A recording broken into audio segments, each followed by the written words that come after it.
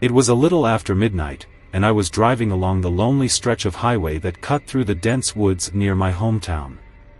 The road was one I knew well, having taken it countless times before, but that night, it felt different. The air was thick with fog, making it difficult to see more than a few feet ahead, and the only sound was the low hum of my engine as I navigated the winding curves.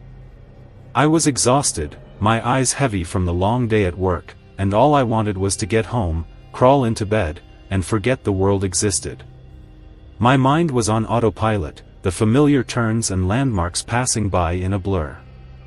But then, out of the corner of my eye, I saw something that made my heart skip a beat. There, standing on the side of the road, was a woman. She was wearing a white dress, the fabric shimmering slightly in the dim light of my headlights. Her hair was long and dark, cascading over her shoulders, and she looked so out of place, so surreal, that I almost thought I was imagining it. I slowed down, my mind racing with thoughts. What was she doing out here in the middle of nowhere, at this time of night? Was she in trouble? Hurt? Against my better judgment, I pulled over, my tires crunching on the gravel shoulder. I rolled down my window and leaned out. "Are you okay?" The woman turned her head slowly to look at me, her face pale and expressionless. She didn't respond right away, just stared at me with eyes that seemed to bore into my soul. After what felt like an eternity, she nodded slowly, then started walking towards my car. Every instinct in me screamed to drive away, but I couldn't just leave her there. Something about the way she moved was unsettling, almost mechanical, but I pushed the thought aside, convincing myself that she was probably just in shock or disoriented. "Do you need a ride?" I asked as she reached the passenger side door. She didn't answer, just opened the door and slid into the seat beside me. I glanced over at her, but she was staring straight ahead, her hands resting in her lap, the white dress almost glowing in the dim light of the dashboard.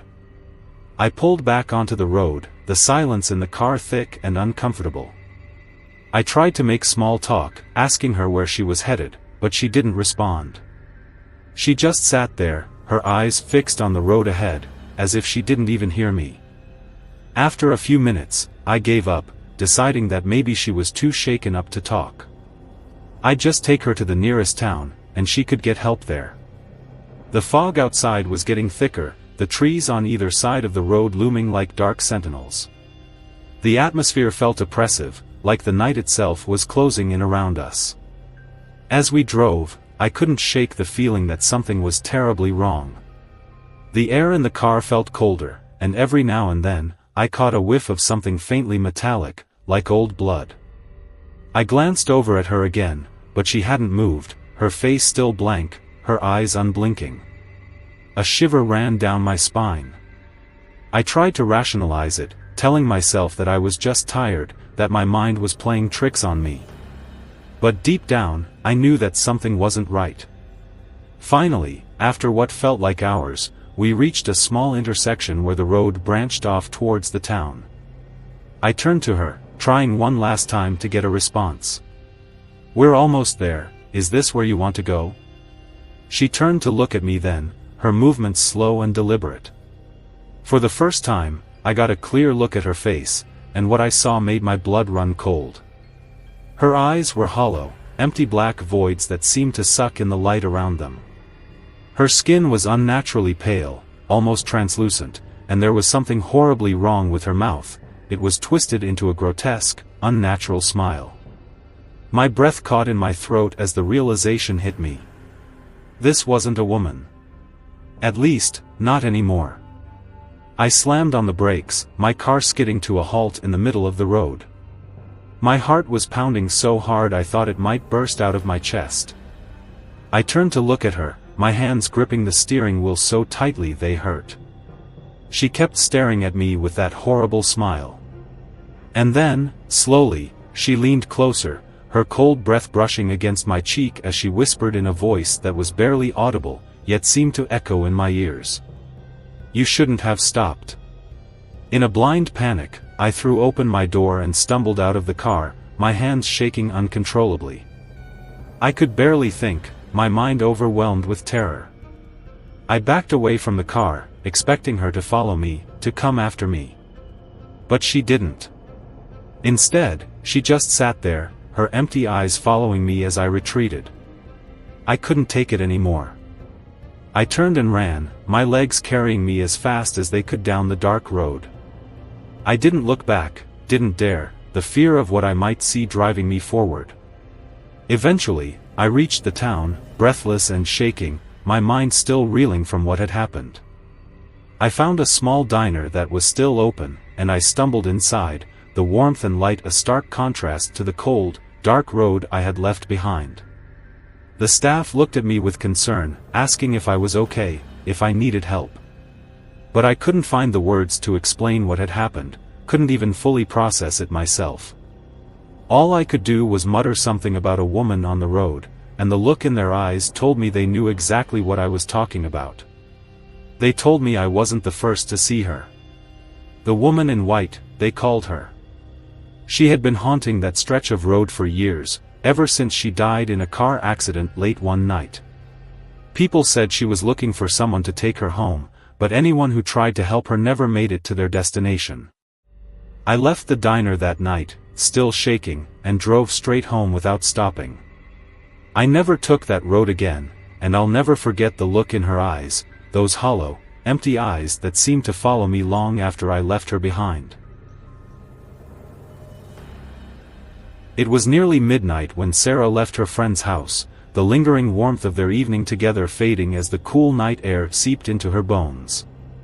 The drive home should have taken just under an hour, a familiar route she'd driven countless times before. But tonight, something felt different. The winding country roads seemed more desolate than usual, the darkness pressing in on her headlights like a living, breathing entity. She had just passed through the small town of Hartsville, a place that barely qualified as a dot on the map. The streets were deserted, the only sign of life being the flickering streetlights casting eerie shadows across the cracked pavement. Her GPS chirped, reminding her to take the next left. Sarah frowned. She didn't remember having to turn here, but she shrugged it off, assuming it was just a minor detour. Roadwork or an accident, perhaps. As she turned, the road narrowed, the asphalt giving way to a rough, gravel path. Her car's tires crunched noisily beneath her, the sound unnervingly loud in the stillness of the night. Trees loomed on either side, their branches forming a dense canopy that blocked out the moonlight, plunging her into near-total darkness. She adjusted the dial on her radio, trying to find a station that wasn't just static, but there was nothing. The silence in the car was suffocating, broken only by the occasional rustling of leaves or the far-off cry of some nocturnal animal. She drove for what felt like an eternity, the road twisting and turning in ways that didn't make sense. The longer she drove, the more disoriented she became.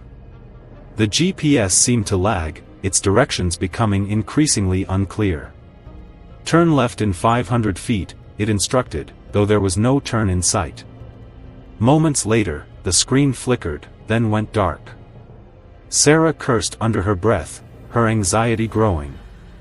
She considered turning back, but the road was too narrow to make a safe U-turn. Besides, she hadn't seen any turnoffs or intersections where she could have gone wrong. She pressed on, the unease gnawing at her, a tight knot forming in her stomach.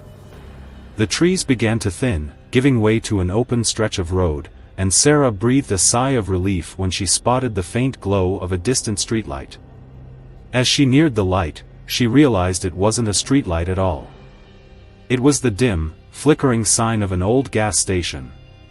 The building looked abandoned, the windows boarded up, and the pumps rusted and covered in grime.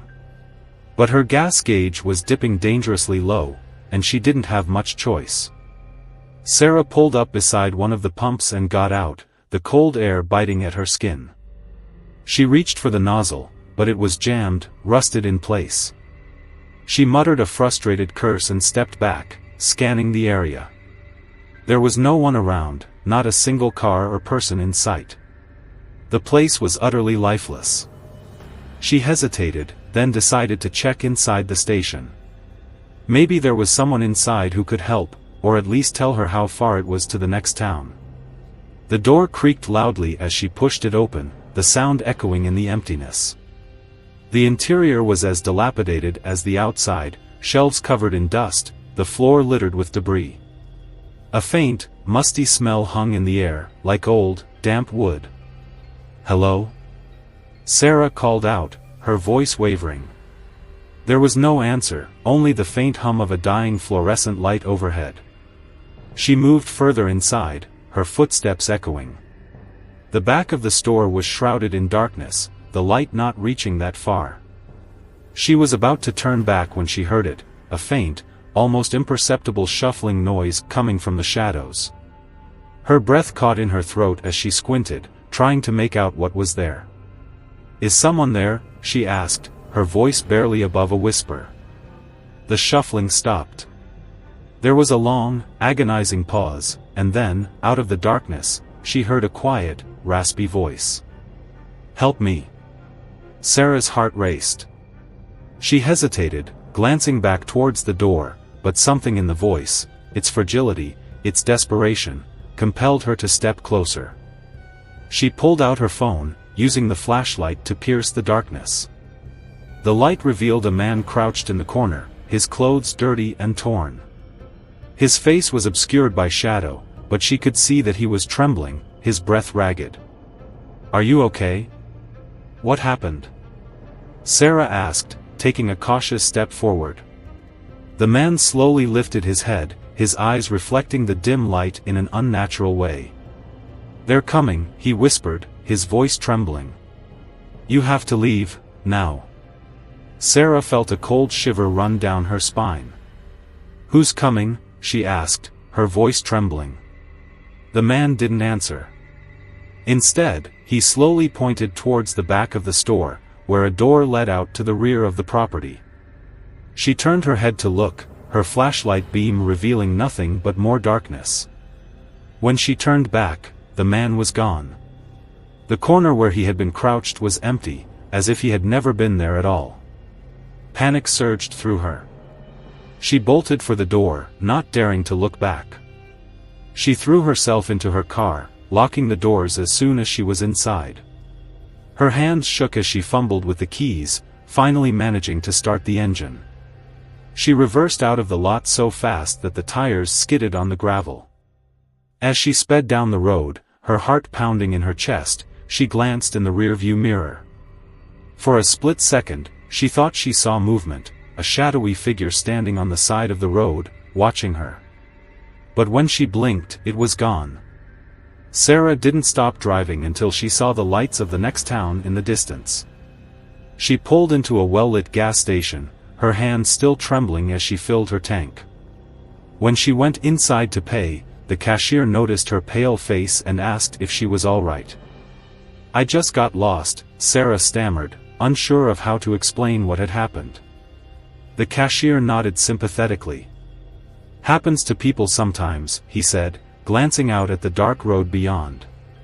"These roads are tricky at night. You got to be careful out there." Sarah nodded absently, her mind still racing. As she got back into her car and drove away, she couldn't shake the feeling that something was still watching her from the darkness, just beyond the reach of her headlights. The memory of that gas station lingered in her mind, the eerie sense that she had escaped something far worse than just getting lost. She never took that route again.